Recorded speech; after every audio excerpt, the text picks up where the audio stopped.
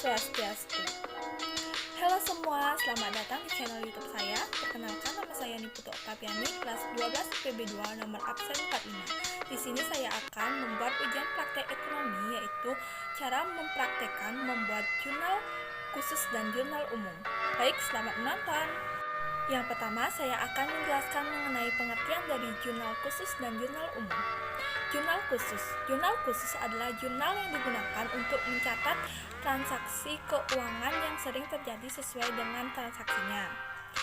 Jurnal khusus terdiri dari 4 jurnal. Yang pertama ada jurnal pembelian, adalah jurnal khusus yang digunakan untuk mencatat pembelian barang dagangan secara kredit. Yang kedua ada jurnal pengeluaran kas, adalah jurnal yang digunakan untuk mencatat transaksi yang berkaitan dengan pengeluaran uang tunai. Yang ketiga ada jurnal penjualan, adalah jurnal yang digunakan untuk mencatat transaksi penjualan secara kredit. Yang keempat ada jurnal penerimaan kas, adalah jurnal yang digunakan untuk mencatat penerimaan uang secara tunai. Yang kedua ada penjelasan mengenai jurnal umum. Jurnal umum adalah jurnal yang digunakan untuk mencatat semua bukti yang dibentuk secara umum. Baik semua, sekarang saya akan menjelaskan ataupun mempraktekkan bagaimana cara membuat jurnal khusus dan jurnal umum. Baik, yang pertama saya akan menjelaskan mengenai jurnal khusus, yaitu jurnal pembelian. Selama bulan Desember 2020, Tokopedia melakukan pembelian secara kredit sebagai berikut. Pada tanggal 1 Desember 2020 dibeli barang dagangan secara kredit dari CP Andi sebesar Rp40 juta dengan syarat 2/10 faktur nomor 10. Pertama, sebelum kita membuat kolom, kita tulis dulu Tokopedia jurnal pembelian periode Desember 2020. Seperti biasa, yang pertama kita tulis di tanggal yang disebutkan tanggal 1 Desember 2020. Jadi di tanggal kita tulis tanggal 1, nomor fakturnya yaitu nomor fakturnya di sini 10, di kolom kita tulis 10, keterangannya membeli di CP Andi, kita tulis di keterangan CP Andi, grafnya kita kosongkan, syarat pembayarannya 2/10 jadi kita tulis di syarat pembayaran 2/10 karena dia membeli barang, jadi dia masuk ke pembelian sebesar Rp40 juta. Seperti di perlengkapan, akun serba-serbi kita kosongkan, di kredit atau utang dagang bertambah Rp40 juta. Dia masuk ke utang dagang sebesar Rp40 juta. Adapun transaksi yang kedua, pada tanggal 8 Desember 2020 dibeli peralatan secara kredit dari PT Asoka sebesar Rp20 juta dengan syarat 2/10 faktur nomor 11. Seperti biasa, di kolom pertama kita masukkan tanggalnya, tanggal 8 Desember 2020, kita tulis tanggal 8, nomor fakturnya 11, kita tulis di kolom 11, keterangannya dia dari PT Asoka, kita tulis di keterangan PT Asoka, IREP kita kosongkan, syarat pembayarannya juga sama, 2/10 dan N/30. Di pembelian kita kosongkan, di akun perlengkapan kita kosongkan, karena dia membeli peralatan, dia masuk ke akun serba-serbi dengan nama akun peralatan, nomor akun 121, jumlah sebesar Rp20 juta. Di kredit utang dagang, jadi dia bertambah sebesar Rp20 juta. Transaksi yang ketiga, pada tanggal 11 Desember 2020 dibeli barang dagangan secara kredit dari CP Andika dengan harga Rp3.500.000 dengan syarat 2/10 faktur nomor 12. Seperti biasa, yang pertama kita tulis tanggalnya, tanggal 11 Desember 2020 dengan fakturnya yaitu nomor 12. Keterangannya dia membeli dari CP Andika, kita tulis di keterangan CP Andika, di rep kita kosongkan, syaratnya juga sama 2/10 N/30, dan karena dia membeli, jadi dia masuk ke akun pembelian. Di kolom pembelian kita tambahkan sebesar Rp3.500.000. Di perlengkapan kita kosongkan, di akun serba-serbi juga kita kosongkan, jadi dia masuk ke kredit utang dagang sebesar Rp3.500.000. Jadi utang dagangnya bertambah sebesar Rp3.500.000. Jadi setelah sudah semua masuk ke kolom, kita jumlahkan dari masing-masing kolom tersebut. Dari akun di pembelian kita masukkan, jumlahkan menjadi Rp43.500.000, dan di akun serba-serbi juga kita jumlahkan menjadi Rp20 juta. Di utang dagang, di kredit utang dagang kita jumlahkan menjadi Rp63.500.000. Jadi di debit dan kredit hasilnya itu harus seimbang. Jadi kita di debit jumlahkan antara pembelian dan serba-serbi. Di pembelian Rp43.500.000 ditambah 20 juta menjadi Rp63.500.000, dan di kredit juga sudah dijumlahkan, diturunkan menjadi Rp63.500.000. Jadi hasilnya sudah sama antara debit dan kredit sudah seimbang, sudah sama, artinya hasilnya sudah balance atau sudah seimbang. Yang kedua, transaksi jurnal pengeluaran kas. Transaksi pengeluaran kas toko Dian selama bulan Desember 2020 sebagai berikut. Pada tanggal 9 Desember 2020, membayar utang dagang kepada CP Andi sebesar Rp40 juta dan mendapat potongan harga 2% dengan faktur BKK 24. Sebelum kita membuat kolom, seperti biasa kita tulis nama tokonya, toko Dian, dan nama jurnalnya atau judul jurnalnya, jurnal pengeluaran kas, dan periodenya Desember 2020. Kita lihat di kolom. Yang pertama ada kolom tanggal, kita masukkan 9 Desember 2020 sesuai tanggal transaksi. Yang kedua di keterangan, kita masukkan di keterangan CP Andi karena dia membeli di CP Andi. Di rep kita kosongkan, dia masuk ke utang dagang sebesar Rp40 juta. Di pembelian kita kosongkan, akun serba-serbi juga kita kosongkan, dan dia mendapat potongan harga 2%, jadi sehingga mendapat Rp800.000.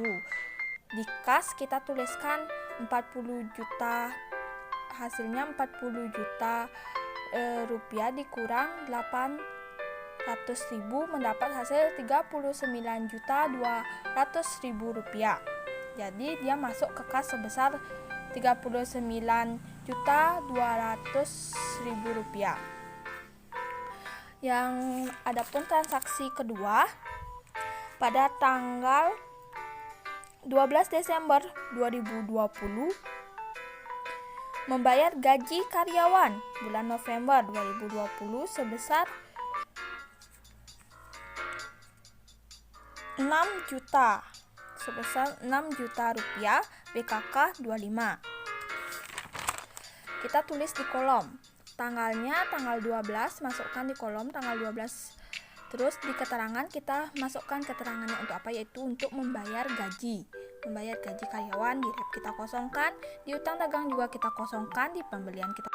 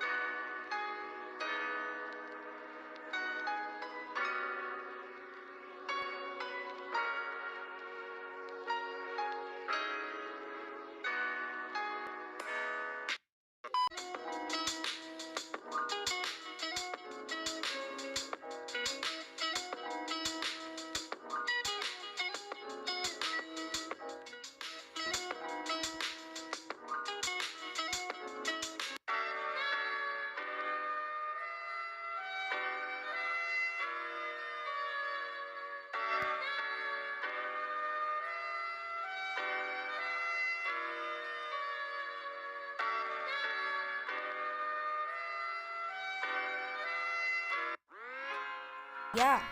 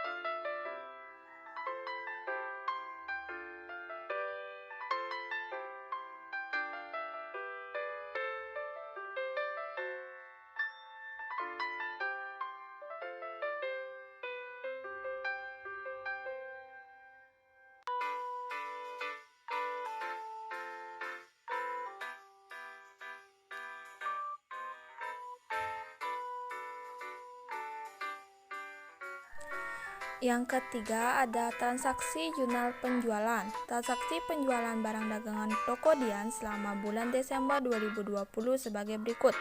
Pada tanggal 2 Desember 2020, Tokodian menjual barang dagangan secara kredit kepada Toko Makmur dengan harga 30 juta rupiah dengan syarat pembayaran 2/10 N/30 dengan faktur nomor 41. Sebelum kita membuat kolom, kita tulis dulu nama tokonya, Tokodian, judul jurnalnya, jurnal penjualan, dan periode Desember 2020. Yang pertama, kita tulis di kolom tanggal. Kita masukkan tanggalnya yang sesuai, yaitu tanggal 2 Desember 2020. Kita masukkan tanggal 2 di kolom dengan nomor fakturnya. Kita lihat nomor fakturnya yaitu nomor 41. Kita tulis di kolom 41. Keterangannya dia menjual kepada Toko Makmur. Kita tulis di keterangan Toko Makmur dengan kita kosongkan. Syarat pembayarannya dengan 2/10 N/30. Kita tulis di kolom syarat pembayarannya yaitu 2/10 N/30. Dia masuk ke penjualan bertambah 30 juta rupiah. Yang kedua, transaksi tanggal 10 Desember 2020 menjual barang dagang kepada UD Cipta sebesar 25 juta dengan syarat 2/10 N/30 faktur nomor 42. Seperti biasa, yang pertama kita tulis tanggalnya yaitu tanggal 10 Desember 2020. Kita masukkan di kolom tanggal 10. Terus nomor fakturnya kita masukkan 42. Kita masukkan ke nomor faktur 42. Terus di keterangan kita masukkan dia menulis kepada UD Cipta. Jadi di keterangan kita tuliskan UD Cipta di kolom. Tabnya kita kosongkan. Syarat pembayarannya juga sama 2/10 N/30. Terus dia masuk ke penjualan bertambah sebesar 25 juta rupiah. Adapun transaksi yang ketiga, tanggal 12 Desember 2020 dijual barang dagangan kepada Toko Dina sebesar 35 juta rupiah dengan syarat pembayaran 2/10 N/30 faktur nomor 43. Seperti biasa, yang pertama kita tulis tanggalnya, tanggal 12 Desember 2020 kita tulis di tanggal 12. Nomor fakturnya 43, kita tulis 43. Keterangannya yaitu membeli Toko Dina, jadi kita tulis Toko Dina di keterangan, di kolom keterangan masukkan, dan tabnya kita kosongkan. Syaratnya juga sama 2/10 N/30. Jadi masuk ke penjual piutang dagang sebesar 35 juta rupiah. Setelah sudah selesai mengisi kolomnya, kita tinggal jumlahkan keseluruhannya sehingga memperoleh hasil 90 juta rupiah.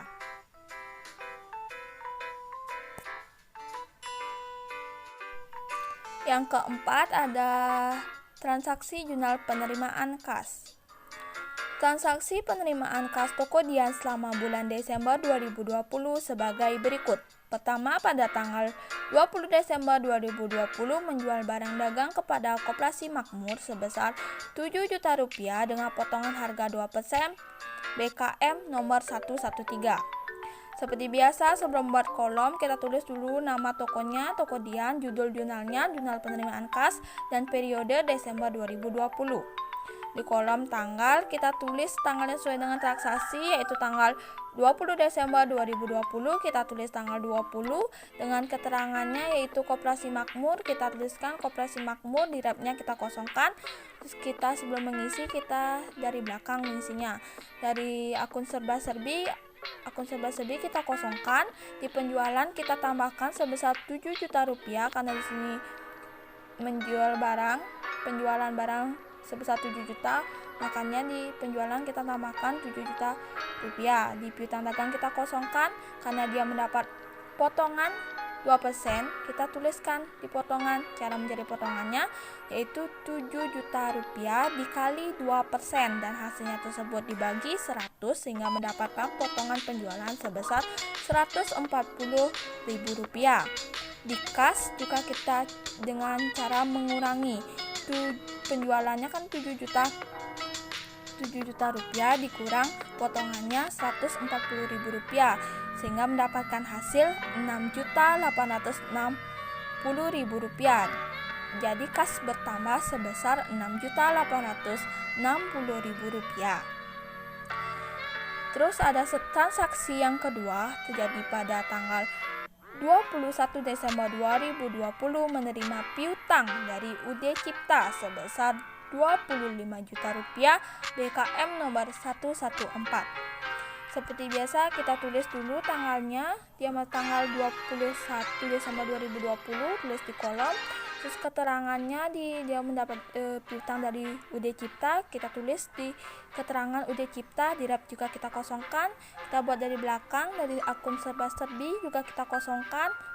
Di penjualan kita kosongkan karena dia mendapat piutang, jadi kita tambahkan di piutang dagang sebesar Rp25 juta. Di potongan kita kosongkan karena tidak ada potongan. Terus kita tinggal masukkan ke kas dan kas bertambah sebesar Rp25 juta. Yang ketiga, tanggal 22 Desember 2020 menerima piutang dari toko Dinan sebesar Rp30 juta dengan potongan harga 2% BKM nomor 115. Seperti biasa kita tulis dulu tanggalnya, tanggal 2 Desember 2020 kita tulis di kolom tanggal 22. Terus di keterangan kita tambahkan dia menerima piutang dari toko Dinan. Dia menerima dari toko Dinan. Keterangannya kita tulis di toko Dinan, rapnya kita kosongkan. Kita buat dari belakang, dia tidak masuk ke akun serba-serbi. Akun serba-serbi kita kosongkan, penjualan juga kita kosongkan. Dia masuk ke piutang dagang karena dia mendapat piutang dagang dari toko Dinan. Kita masukkan sebesar jumlahnya Rp30 juta.